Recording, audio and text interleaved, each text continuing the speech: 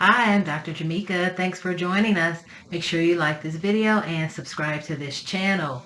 We are still in our 30 days of radical healing because we are going to get everybody on point for the new year.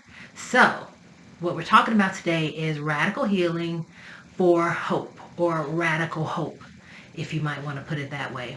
Radical hope is a very important part of the whole radical healing process. And my book, I Am My Sister's Keeper, The Brown Girl's Guide to Radical Healing. I'm always talking about radical healing because I know it's so important. You can find the book on Amazon. Bam. We're talking about radical hope today because it's a part of the puzzle that we know to be radical healing. It's crucial because when you think about women of color in this country, we've all survived on radical hope.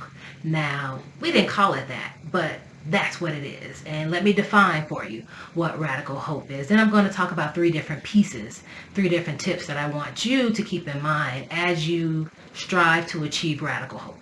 So, first I want to define what is hope. Hope is really the desire to be in a different situation in the future. Now, what we also know scientifically is that hope in and of itself means that also you have the motivation and agency to move toward that situation that you want to be in the future. So in other words, just sitting around daydreaming is not really hope, it's really dreaming. Hope is really the belief and the desire that you want to be and will be in a different situation later, and that all of your energy then goes into what that looks like. So that's hope. Radical hope is, of course, the extreme version of hoping, which is busting through the wall type of hope and getting in where you fit in type of hope. It's the type of hope that you need in order to achieve the goals. It's the type of hope that we all need really as women of color to really burst through the glass ceilings, right? So, tip number one in radical hope is focus on resources and strengths. Why? Because we all have resources, even if we don't define them as resources. They're still resources. Strengths. As women of color in this country, we all have strengths. How do we know we have strengths? Because we made it to here. We've gotten this far. We've made it through all the things that we've had to go through. We've made it through certain politicians. We've made it through most of a pandemic and everything that's come with it. We've made it through civil rights. We've made it through the summer of police killings, which we all saw last year in 2020. We've made it through so much. If we look at your individual families, you can even find different examples. But I want to point out some of those examples just for you here. Looking at the stories of our ancestors, they've been phenomenal. When we think about some of the things our ancestors have gone through, we're like, I don't know if I could have gone through that. But yet they did, and they still survived those things to be able to tell the stories of what they survived. Examples of things like slavery, living through slavery and what that entailed, living through the years of sharecropping and Jim Crow laws, civil rights, sitting in the back of the bus. Those type of things we can look at as examples in our lives of how people put energy into a much larger picture and a much larger outcome because they had hope. They had the belief and the desire that things would be better. Other examples of this, you can think of the role of the Bible in slavery. Slavery and how people really focused on the Bible and scriptures in the Bible as a way of giving them hope that their situations that they were living in would be better. So, think about also the Black church, the role of the Black church, and ways that the Black church has given us all hope. I grew up in a Southern Baptist Black church, and I can think about the morning devotion and the testimony in church and the scriptures and the sermon that the preacher was saying and the hollering, the yelling and the songs, the Easter speeches, everything was all geared toward giving us hope that things will be better. Look at this scripture. This scripture says that things will get better. So we've all kind of resonated on those things, and these are habits and practices that we've all engaged in because hope. Because we all have some hope at some level. Other things you can look at, the NAACP, we formed that many, many years ago because it gave us hope as African Americans that our situation could be better and one day would be better. Think about the song "We Shall Overcome." We've all heard it before, and we know that that was a song that was typically used during civil rights and protest, because what that song means is that whatever we're going through and engaged in right now, we shall overcome. We will beat it. We will get better. In and of itself, that is a song about radical hope, right?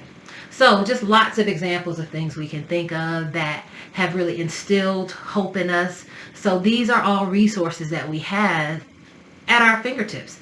Our family histories, our community histories, our ethnic and cultural histories, such as the things I just said. These are all resources, and it shows our strength as a community that we can and we will overcome. So that is a really good component, very important component of hope. Number 2, we have to really focus more on what I call baby wins.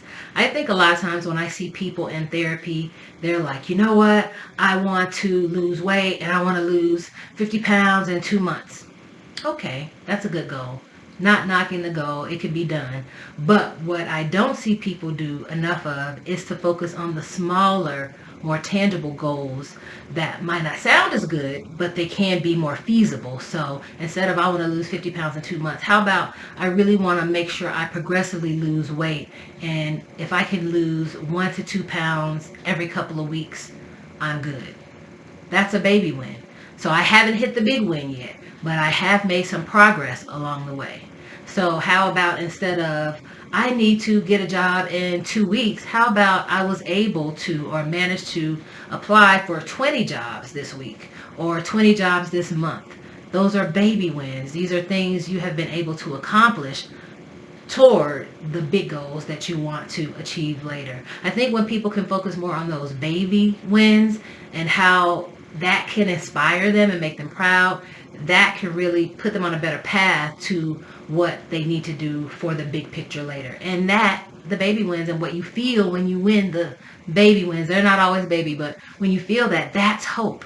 If I can lose 1 to 2 pounds over a few weeks, then yes, I can lose 50 pounds in a few months, right? That's the hope that you need to keep you going, to keep your momentum going. So, number 3 is discover your purpose.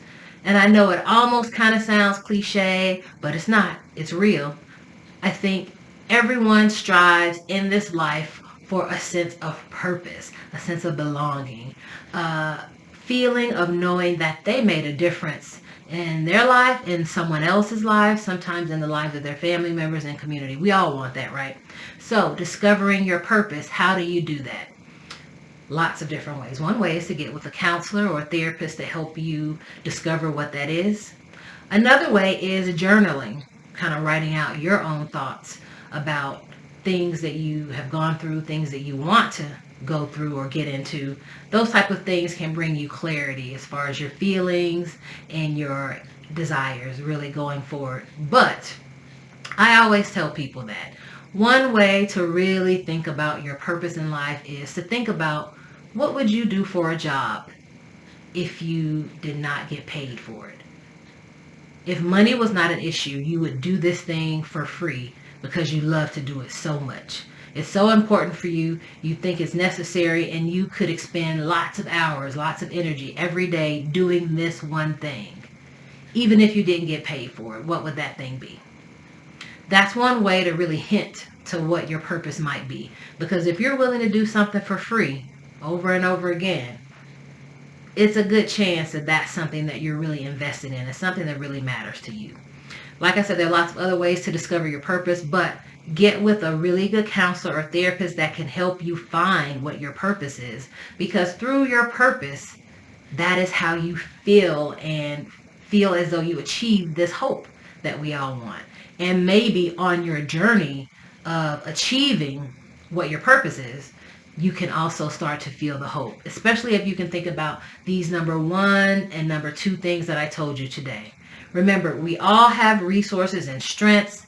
It's just a matter of you identifying what your resources are or who your resources are. And it's a matter of tapping into the strengths that I know that we all have as women of color. Because like I said before, we're here. We made it here. We made it through all of that crap. And we're still here and we're still going strong. So that means something. Actually, that means a lot.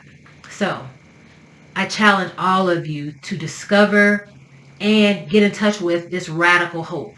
Find it, get in tune with it, because it's going to be one of the factors that pushes you to the healing that I know that you deserve and the healing that I know that you can achieve.